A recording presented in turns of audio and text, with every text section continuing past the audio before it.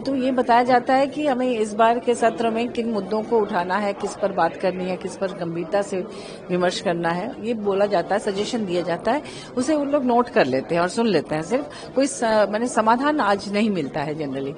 तो आज ज्यादातर लोगों ने उस मुद्दे पर बोला जिसमें कि पहलगाम हमले के बाद जो युद्ध हुआ और फिर रुक गया और अमेरिकी प्रेसिडेंट ने जिस तरह से ट्रेड की बात कही, तो उसे जानने के लिए लोगों ने कहा, सब लोगों ने कहा कि भाई प्रधानमंत्री जी को उस पर सफाई देनी चाहिए कि भाई आखिर कौन सा ट्रेड है जिसको लेकर बार बार अमेरिकी प्रेसिडेंट बोल रहे हैं। ये एक मुद्दा जो सब लोगों ने लगभग बोला।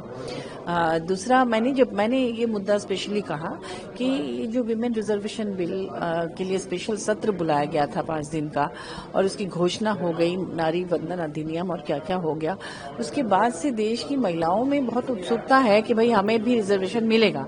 तो वो तैयारी करना चाहती हैं, लेकिन उनको समझ में नहीं आ रहा है कि किस कॉन्स्टिट्यूएंसी से करें।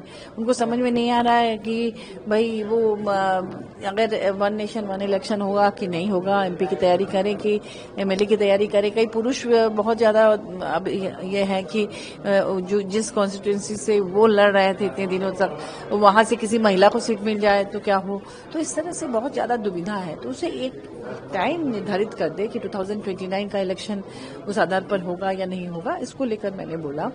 और फिर जैसे सरना धर्म कोड है, जनगणना तो होने वाला है, लेकिन आदिवासी हिंदू में उनका नाम कॉलम में जाता है, तो उनको आदिवासियों के लिए सरना धर्म कोड चाहिए। हमारे स्टेट ने उसको पारित करके भेज दिया है मुख्यमंत्री जी ने, वो अभी तक नहीं हुआ। ऐसे बहुत सारे मुद्दे हैं जिस पर इस सत्र में हम लोग चाहेंगे कि बातचीत हो। झारखंड एक बहुत ही रिच स्टेट है, अगर देखें तो मिनरल्स इतने अधिक हैं, लेकिन वो गरीब राज्यों में तीसरे पायदान पे आता है पीछे से।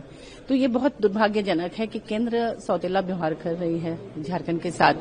बहुत सारे पैसे जो यहाँ लंबित है, रॉयल्टी के पैसे हैं, और भी अर्धसैनिक बलों की तैनाती को लेकर भी सीआरपीएफ की तैनाती होती है, नक्सलवादी क्षेत्र है, तो उसमें भी जो राज्य का हिस्सा है उसे मिलना चाहिए। माननीय मुख्यमंत्री जी हेमंत सोरेन जी बार बार पत्र भी लिख रहे हैं।